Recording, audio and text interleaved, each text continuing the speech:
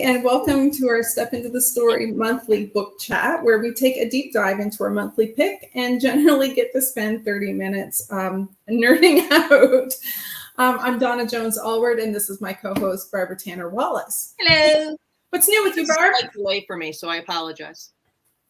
What's new with you? I've been busy. Let's see. The baby's here. Yay! Not that I did anything, but my daughter-in-law pushed out an 8.5-pound baby, so yay her. Yay, Grandma! Yeah, so the baby's here, and I have a novella due that feels like an 8.5-pound baby, and that will...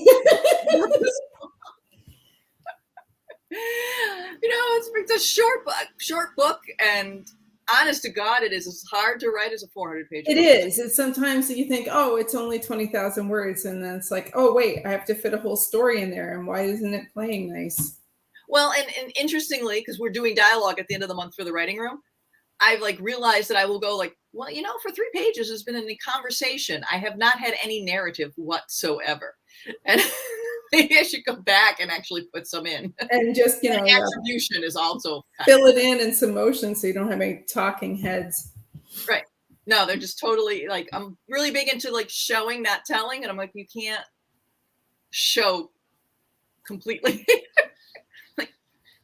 Maybe mention where they are. Mm-hmm. Maybe have them take a bite of Chinese food, something like that. There's a lot of dinners in this thing. So yeah. Yeah. So, and other than that, got a few irons in the fire, but we'll see. Maybe some more announcements coming. Well, I mean, I know what they are, but so yes, I hope good news soon too. So things moving apace. I'm working away on a new book, and I'm waiting to see what the final cover is going to look like for When the World Fell Silent, because I've seen 3 cover treatments so far, and I do have a favorite, like a way ahead favorite. So so I'm crossing my fingers that ends up being the final version. But didn't I see a little cover reveal thing coming up, or was that a... Well, yeah, and that's for the very last book in my Jewel Cove romance series. So that cover reveal is happening on Friday. So I've been teasing all week, or I'm going to be teasing all week. Gotcha. And that's coming out January, and I'm just winding up that series because there was one story that just wasn't quite finished. So, gotcha. So yeah, that's I keep busy. But today we are talking about 3 Words for Goodbye by Hazel Gaynor and Heather Webb.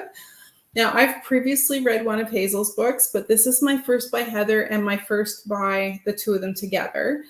And I'm really interested in collaborations and co-writing because it's like this whole different dynamic than doing it on your own. Right? Oh, it is. We've talked a lot about that. Yeah. And I was really impressed with how seamless the transitions were. I mean, I'm going to guess their process is that one took one point of view and one took the other, because that seems like the most obvious way to break it up. And then looked it up. Oh, did you? Okay. But it was seamless. I mean, you could not tell which author did which. Not that I shouldn't say that, because the voices were different. But the narrative style was very seamless. And I was very impressed with that. Right. I felt like the characters were very individual and had their own individual character voice, but then the style and the overall voice was really, really consistent, which is pretty amazing. And so I did go have a quick little Google to see what they had done.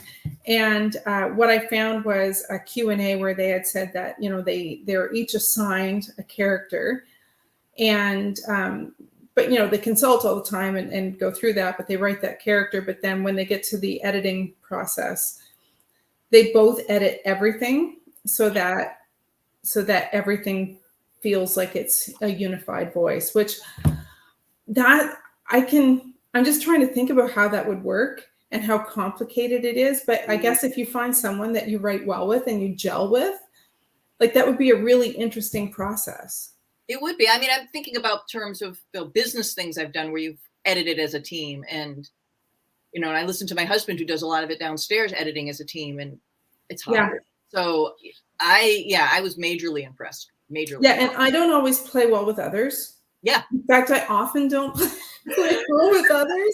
I'm a bit of a control freak, so So I'm just thinking about that and thinking like it's a whole other skill set to be able to co-write with someone, I think. I think so too. And I think especially writers tend to be control freaks about their own work. Yeah. Which is perfectly understandable. So the fact that these two women could do that, put their egos aside and come up with a final project. Yeah, or territorial about your own voice, right? Yeah. And how yeah. Yeah, I think it was great. So before we keep going then, we're raving about this thing. We should kind of maybe tell you what the book's about. Right. Okay, so it starts in New York, 1937. You have two estranged sisters, Clara and Madeleine Sommers, and they're summoned by their grandmother who wants to send them across Europe, doing the same trip that her best friend Nellie Bly took, which is going to be France, Italy, and Austria. And while they're on this trip, she wants them to deliver 3 letters. And so she sends them. Clara, who's the good girl kind of thing, sees it as an inconvenient detour because she's planning a wedding. She's supposed to be focusing on her fiance, but she doesn't want to disappoint her grandmother. And meanwhile, her sister, who's more of a free spirit, she's a budding journalist, and she's looking forward to kind of reporting on what's going on in Europe. So they end up going. They're estranged. They butt heads the whole time, and really, the book is about them reuniting and finding common ground and finding themselves and discovering secrets that they did not know existed in their family. Does that sound like a summary? It is. And one of the things that was really cool about it was that like it really was, and I did go back and see a few, podcast videos that they had done and how, they wrote this as the pandemic was happening and no one was traveling. And they're like, okay, so, our characters are going to go on the Queen Mary. Like they picked really iconic things. Yeah. And then they're going to go on the Orient Express. And like, it was just sort of this armchair travel thing in 1937 that I thought was really like, it added a sense of glamour and stuff to it that I really, really liked. Yeah. And then we should add the return home was booked on the glamorous travel of the day. The grandmother picked the most luxurious thing she could think of, which was by blimp, the Hindenburg in 1937, heading back to New Jersey. Yeah. And so we all know what happened in New Jersey. Right. So this was hanging over the entire book.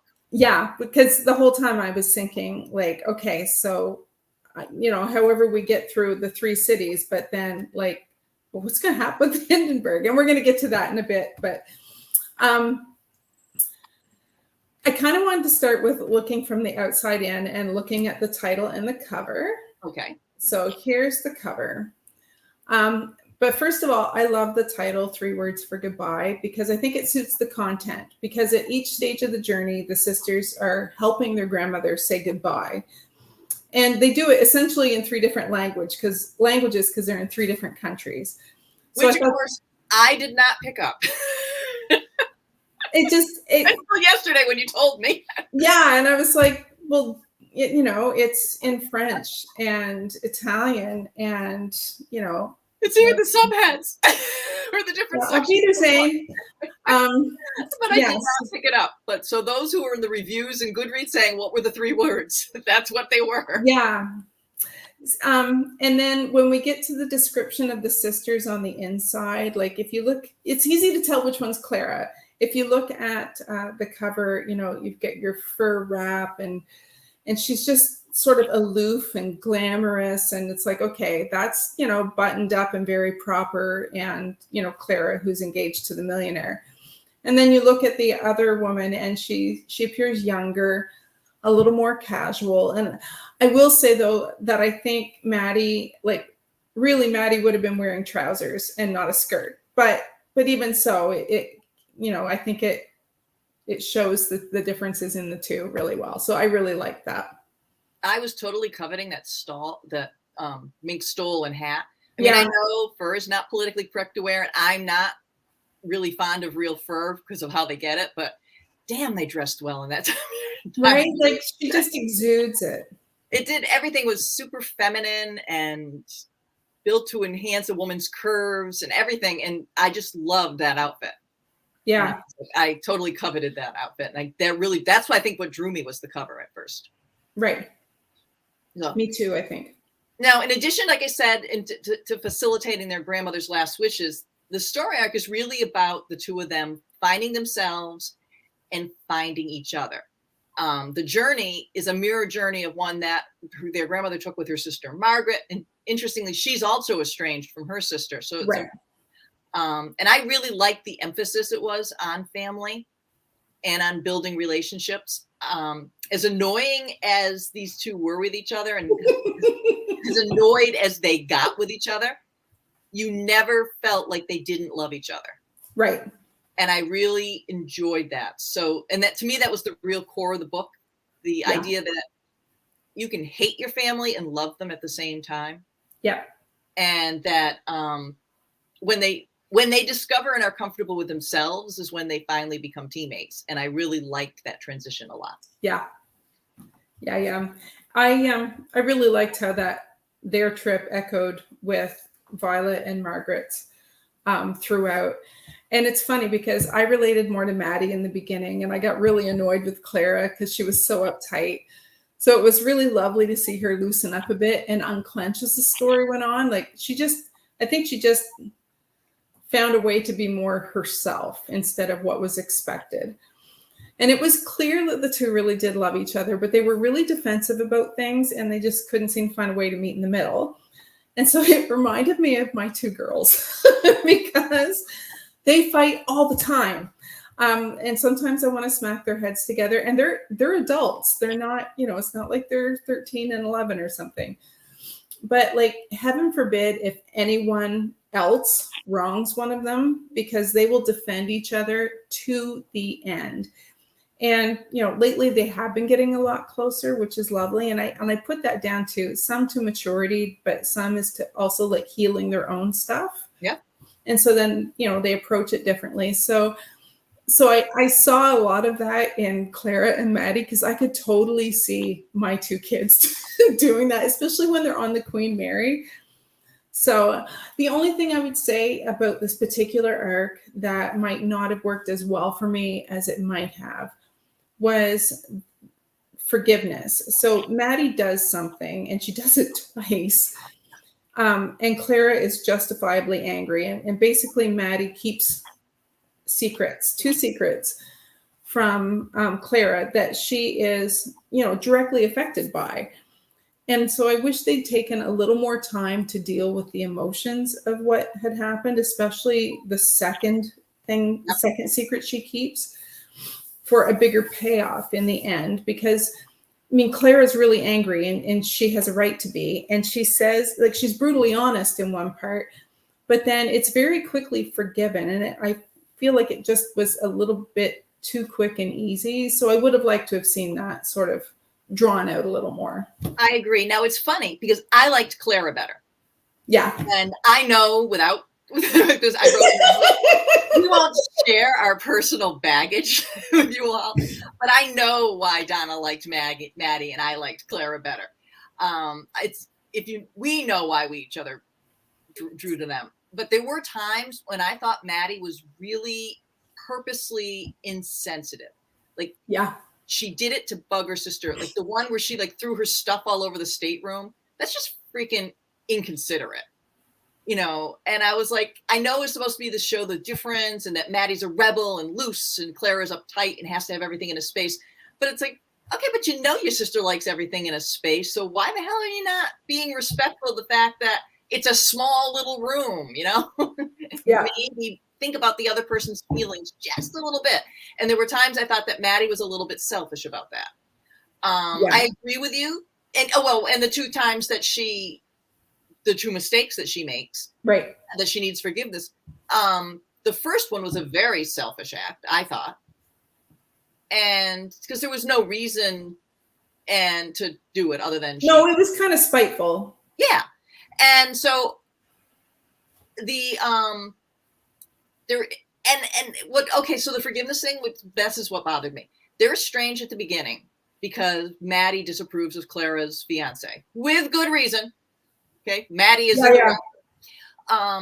but they'll barely speak because of that and their differences. But then Maddie does two things that are really not good, and she's forgiven like in the span of a couple days. And so I agree with you. I was like, you can forgive those, but you can't forgive her just voicing her opinion and she doesn't think this is the right choice to make. Yeah. So yeah, I wish they had taken a little longer. That's the tell with that, and it happened a couple of times where they'd be arguing and then one of them would like say something and the other would just start to smile a little bit, and it would sort of like mend fences, diffuse the tension, and that's okay for little stuff, but I would have liked to have seen those big things really see them work through them, because it's not just for a deeper conflict, it's because the result of that would be even more emotional, like it would be a really healing scene. So I would have liked to have seen that drawn out. But I do agree with you about Maddie. Like, she did stuff just to provoke Clara, and it made her seem immature. And I think that was all part of her arc. I mean, she had to move past that. So she did have to grow up. I think that's a very good, and they both did. They both had to grow up. They both had different arcs. I think Maddie's was much more of a maturity thing. Clara's was much more of a discovering who she was. Yeah, self-discovery. And Maddie knew what she wanted to be. She just had to grow up to be it. Yeah, and actually that was a source of conflict, really, because, you know, Clara was very good at doing what she was told, and Maddie never wanted to do anything anybody told her. So that already set up, you know, sort of a. And interestingly, growing up resulted them doing the opposite. Maddie had to start doing what people told her to do. Yep. And Clara had to start saying, no, I'm going to do what I want. Yeah. So that part was very interesting. And now there's a number of revelations in there. Right. From the grandmother. There are family secrets that the grandmother kept. Yeah. What did you think about how they were handled?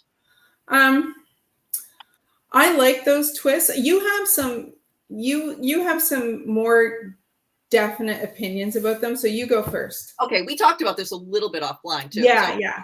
I thought the revelations themselves were really interesting.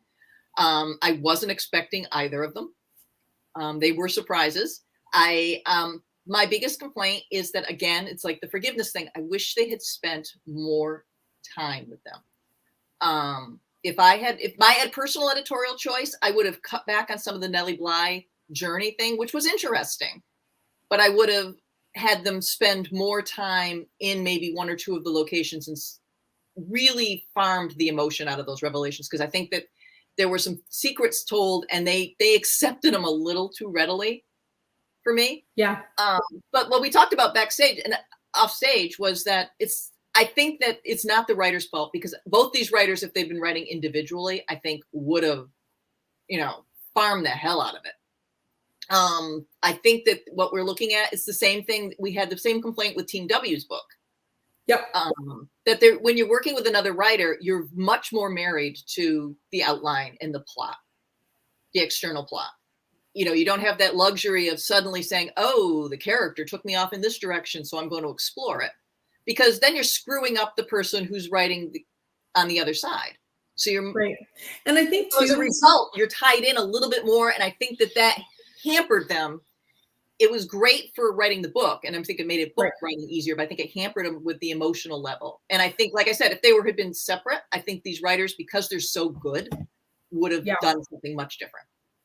I haven't co-written before, but I wonder too if there's a length or a word count issue where you have two authors telling, complete stories, even though they're together, but like how hard it might be to keep like two authors doing two things and keep it to 80 to 100,000 words or just over 100,000 words. Exactly. But I haven't co-written, so I don't know, but yeah, I did feel like I agree with you about the twists.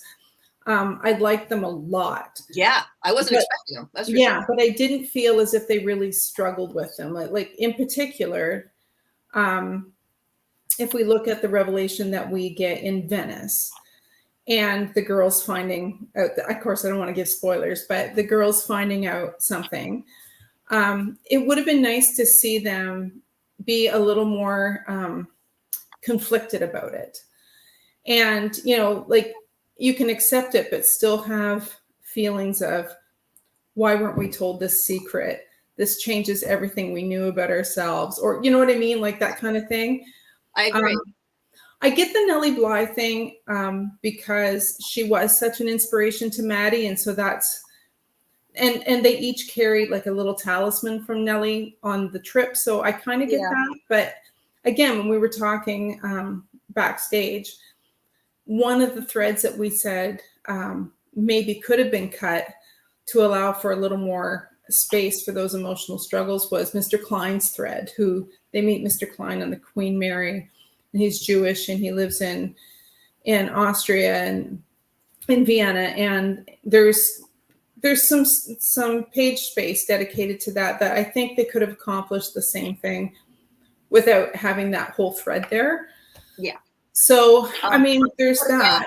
I blame not the writers so much as the process hamstrings them, because we've said, I go back to Team W, which is White, Willig, and Williams. Yeah. 3 brilliant writers. And we have the same complaint when we read the Team W books that like, gee, I think it could have gone a little deeper into these things. Yeah. I had it with the one they'd set in Paris, and I had the one, The Lost Summers of Newport, the exact same complaint. So I really think it has to do with the process hamstrings them. Yeah, maybe. Yeah. Maybe. So we've talked about Clara and Maddie's relationship with each other, but like now let's get into their romantic relationships. So we have Clara, who is engaged to a jerk, like no question, and she has feelings for somebody else. And then who was adorable, we should say. Well, yes, I loved him, but problematic. And Maddie, who doesn't want to love anybody, like this is not even, she doesn't want to need anyone or want anyone. And then she finds herself drawn to Daniel. And like I found each of those arcs, romantic arcs, equally interesting because Clara is such a rule follower, but she's interested in a man who's still legally married. Again, problematic, lovely, but problematic. And we're not spoiling that because that comes out very quickly. Oh, it does. It does. And like watching her navigate that and the choices she makes around it, I thought was really like, I loved how that was handled. And then Maddie went from complete distrust of Daniel, legitimately, to friendship. And then it took her a really long time to get to the acceptance of her own feelings part. Yep. So what did you think of those? Okay, so I 100% agree on both of that, all of that. There is a scene in Venice with Clara and Edward that hit me really hard. I don't know which author wrote it, but the conclusions that she comes to. Yeah, it showed some real maturity with her personality, and so realistic and so gut wrenching. I know exactly which one you're talking about, and I agree with you. Yeah, that was the emotion. I was like, that was great. And what I loved about both of these arcs is that it was not a romance story. We should be clear on this. They have a romantic love interest, but it's really about these women, and it's not about them falling in love with someone else to be complete.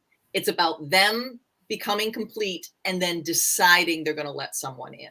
Right. And also like having, like there's just romantic threads because I mean, love is part of who we are, as part of the human experience. So it's just part of their individual journeys of growth, but it's not the focus of it. And I thought it was lovely. Yeah, I thought it was handled so well. And that like I go back to it. I said the thing I loved most about it was that we come from the romance writing world. So so many romance novels, really what it's about is finding your second half. Right. This was not about finding your second half. It was about finding yourself, and nothing came at the expense of who they were. Right. And when they wrap up, it's I am willing to let you into my life. I'm willing to explore this romantic possibility now that I know who I am. Right. And I loved that. I loved that they never once used the romance as a solution to these women's problems. No. And even though each, like Edward and Daniel, both helped Clara and Maddie discover who they were. Like, I mean, that their relationship with both those men, informed some of their journey, but it wasn't the purpose of the journey and it wasn't the focus of the journey. Anyway. No, the true love story is between Clara and Maddie. Yeah. The sister love is the true love story about two people who, it's like in the old romance, it's about enemies to friends. So that's kind of what this was. It's two sisters realizing that they can love each other despite their differences. Yeah, and I thought they did the balance of that really, really well. I thought so too. Yeah. I mean, they didn't hammer the message home, but it was she's my sister. I have to put up, this really drove me crazy, but she's my sister. Right. And so I really thought they did that wonderful job with that. Mm-hmm. I really enjoyed that. Like I said that my complaints about it, because I know I said something to you, was just, I really honestly believe that if it was because they couldn't screw each other over by letting them explore something, and they probably did have a word count thing. Yeah.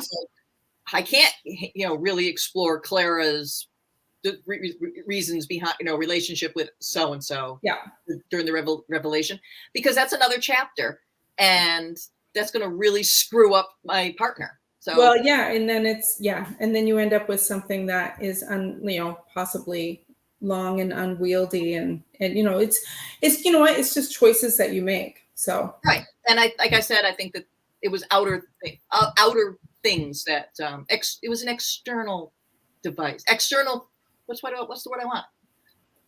External elements affecting some of the choices they made. Yeah. So brings us to the ending, which we already we foreshadowed. The entire trip, we know they're going to get on the Hindenburg.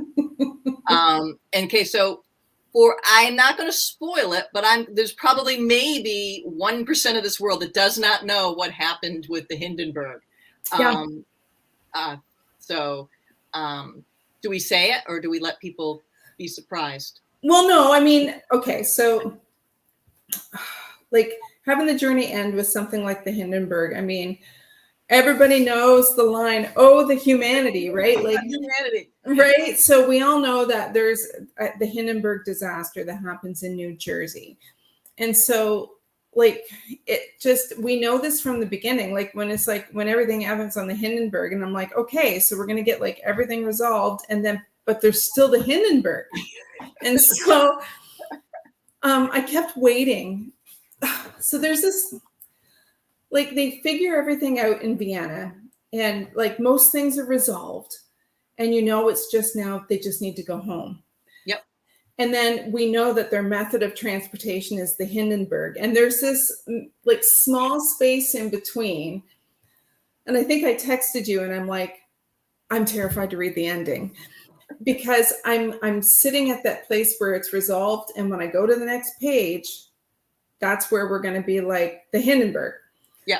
Although, you know what, as an aside, didn't the Hindenburg sound really nice inside? Right? I was like, I want to be on the Hindenburg. Yeah. Right. So in that little liminal space, I was thinking, okay, so did they make alternate arrangements? And I don't want to spoil things either, right? But are they both going to make it? Or is one of them not going to make it? Like, how is this going to play out? And then, so there was like all this tension, and I was like, what the hell is going to happen? And then I had to read it. And so I thought that was actually really brilliant, because that meant that there was tension right through to the end. Yeah, because you knew it was hanging over your head, and the Hindenburg disaster. So every time they kept talking about, and we're going to take the Hindenburg, and I'm like, bad call. It was. Listen, I was 100% on board with Charles taking the Hindenburg. Oh, there you go. I was a sucker for all I care. He was right. He was a Class A jerk. Although it was funny, because he was a Class A jerk who loved Clara in his own weird, jerky way. Yeah, well, he loved who he wanted her to be. He didn't love her. Right. He was going to be an asshole of a husband, but he loved her. It was a weird, not a healthy relationship, and you could see that a mile away. It was more possession than love, I think. Right, but you could see how someone could get sucked into that. Oh, sure. So he was very good at wooing. Right, and he was very good at wooing. And if you were expected to make a good match, and this guy's on paper he looks wonderful. Right. So, but yeah, I would have been totally cool with him on the Hindenburg. But yeah. along with the Nazis. Right. Right. Just to be clear, there are no nice Nazis in this either. All the Nazis are bad. We don't. All the Nazis are all bad. the Nazis are bad. We could. So, and fascists too. We can't leave out the fascists. Right, and they're fascists. There is no, even though they are in Italy and they are in Austria. Let's just be clear: there are no pro-fascism, pro-Nazi. Everyone hates the people they're supposed to do correctly. Okay, so yeah, I like that they put the Hindenburg in.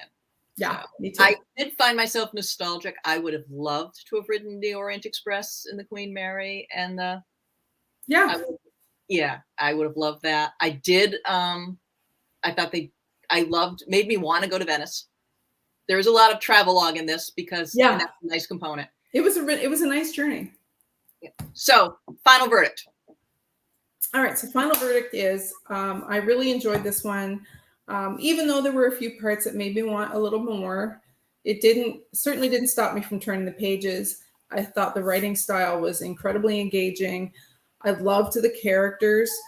And I cared about them a lot, like even Violet, not just Clara and Maddie, but Violet, because there are little bits that are in Violet's point of view. And so that meant I was pulled along, and I kept wanting to read like just one more chapter before I put it down.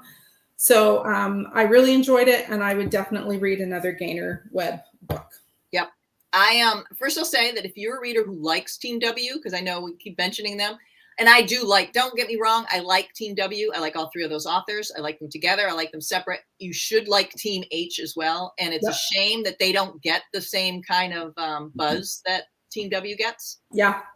Because they are definitely in the same league. And it's definitely buzzworthy. And I will definitely buy these authors again. In fact, Heather Webb both of them have books out.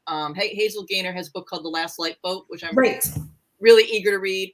And then Heather Webb has a book coming out this fall, which is about female gangsters in the 1920s. It's based on a real group of women that were kind of terrorized London. Yeah, it's like a female gang, right? Yeah, it was like a female shoplifting gang. It was organized crime, but they were all women and they were very powerful. And I can't wait to read that one. Yeah. So yes, I will definitely read these women again. I will read them as a team again, which, and I was just thinking about it. I think the reason I was being hard on them is because I know how good these women are individually. Yeah.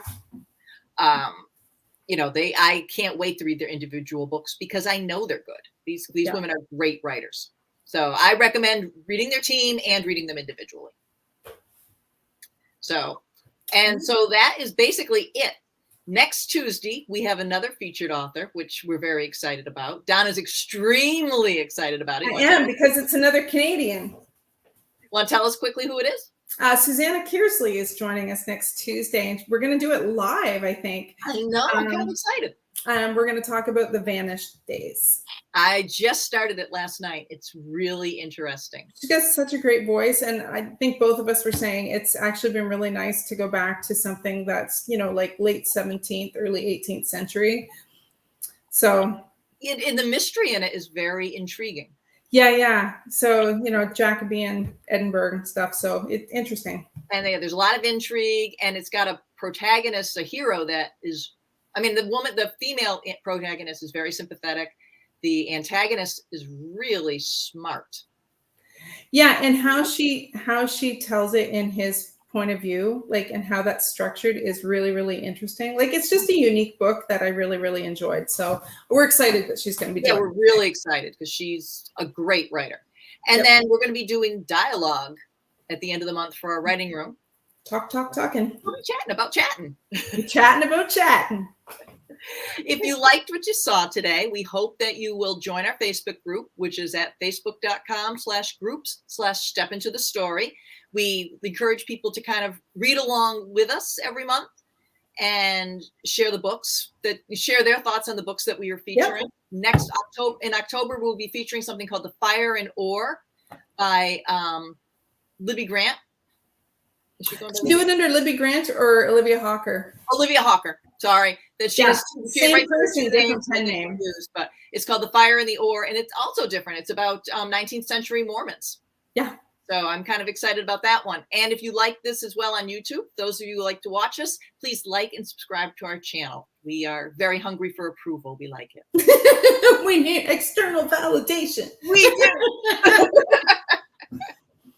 So All thank right. you so much, and we will see you soon. See you next time. Bye-bye.